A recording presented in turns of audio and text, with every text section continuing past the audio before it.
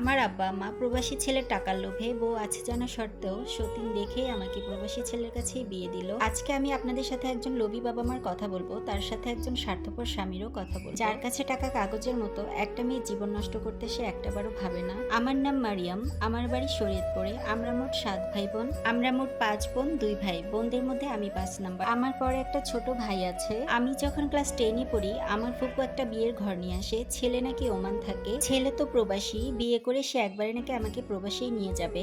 আগে পরে কোনো ছেলের সাথে আমার কোনো সম্পর্ক ছিল না, তাই আমার বাবা মা আমাকে যার সাথে বিয়ে ঠিক করবে আমি তাকেই বিয়ে করব। ছেলে দেশে আসার আগে ছেলের খালারা এবং বড় বোনরা মিলে আমাকে দেখতে আসে এবং দেখতে এসে আমাকে পছন্দ করে তার আংটি পরিয়ে রেখে যায় এবং 1.5 মাসের মধ্যেই আমাদের বিয়ে ঠিক করে ফেলে। আমাদের যেহেতু এঙ্গেজমেন্ট হয়ে গিয়েছিল তাই বিয়ের 1.5 মাস আগে আমার স্বামীর সাথে আমার টুকটাক ফোনে কথা হতো। টুকটাক বলতে প্রায় অনেক কথাই হতো, কিন্তু কখনো সে আমাকে বলেনি তার আগে একটা বিয়ে হয়েছিল এবং সেই বউর সাথে এখনো তার টুকটাক কথা হয়। আমাদের বিয়ের 1 সপ্তাহ আগে আমার স্বামী আসে আর তার 1 সপ্তাহ পরে আমার বিয়ে হয়ে গেছে।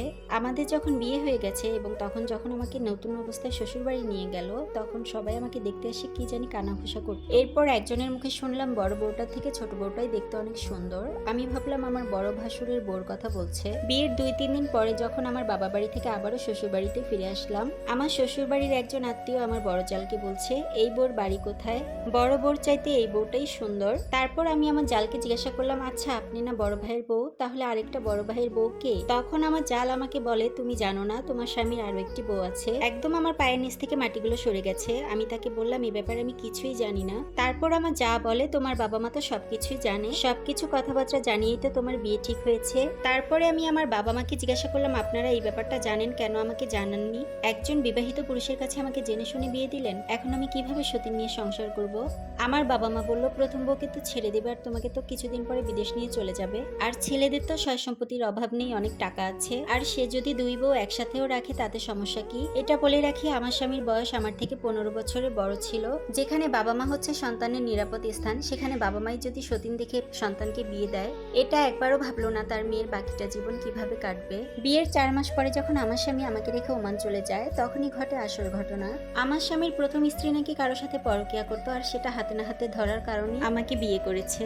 তার বড় বউ নাকি এখনো তার কাছে ফিরে আসতে চায়। এই ব্যাপারে আমি তার কাছে কিছু জিজ্ঞাসা করলে সে আমাকে বলে তার বড় বউকে সে ভালোবেসে বিয়ে করেছিল আর আমাকে তার বাবা মা পছন্দ করে নিয়েছে। তার ইচ্ছে হলে নাকি 2 বউকে একসাথেই রাখবে, যেহেতু তাদের মধ্যে এখনো ডিভোর্স হয়নি। ওমান যাওয়ার পরে আমার স্বামী প্রথম আমার ভালোই খোঁজ খবর নিত, টাকা পয়সাও পাঠাতো, কিন্তু কিছুদিন পর থেকে আমার আর খোঁজ খবরও নেয় না, টাকা পয়সাও ঠিক মতো পাঠাতে পারে না, আমার খরচটাও দিত না ঠিকঠাক মতো। আমার স্বামীর কাছে যদি আমি টাকা চাইতাম তাহলে আমার সাথে অনেক খারাপ ব্যবহার করতো।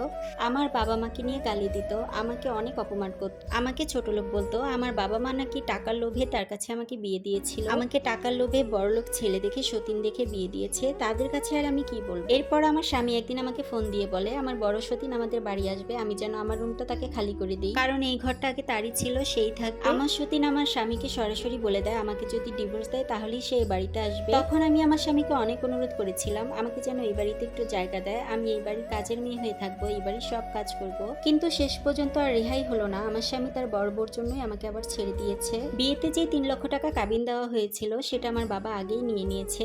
আমার স্বামী পেল তার বউ আর আমার বাবা পেল তার টাকা, আর মাঝখানে আমার জীবনটা নষ্ট হয়ে গিয়েছে। কিছু কিছু বাবা মার লোভের কারণে সন্তানের জীবনের উপর দিয়ে যে কি যায় এটা বাবা মা নিজেও বোঝে না। তারা হয়তো পৃথিবীতে আর বেশি দিন বাঁচবে না, কিন্তু আমি যত জীবন বেঁচে থাকবো আমার এই কলঙ্কের বোঝা নিয়ে বাঁচতে হবে। আমি ডিভোর্স। আমার পেজ এবং চ্যানেল রেহানা ওয়ার্ল্ড ফ্যাশন এবং মুক্তা সিম্পল লাইফস্টাইলের সাথে থাকার জন্য অনেক বেশি ধন্যবাদ। আর আজকের গল্পটি আমাকে লিখে পাঠিয়েছে মারিয়াম নামের একটি আপু।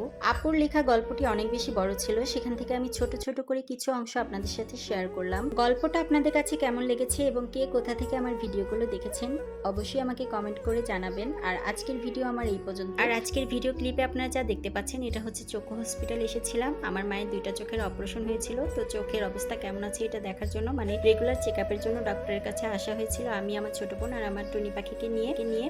তো চোখ ভালো আছে আলহামদুলিল্লাহ। এই তো আমরা এখন আবার গাড়িতে করে বাসায় চলে যাব। সবাই আমার মায়ের জন্য, বোনের জন্য, আমার টুনি পাখির জন্য অনেক বেশি দোয়া করবেন। আর আপনারা সবাই অনেক বেশি ভালো থাকবেন। আমার ভিডিওগুলো যদি আপনাদের কাছে একটুও ভালো লেগে থাকে তাহলে অবশ্যই লাইক কমেন্ট শেয়ার করতে ভুলবেন না। আর সবাই অনেক বেশি ভালো থাকবেন। আল্লাহ হাফিজ। আবার নতুন কোনো ভিডিও, নতুন কোনো গল্প নিয়ে হাজির হব আপনাদের মাঝে।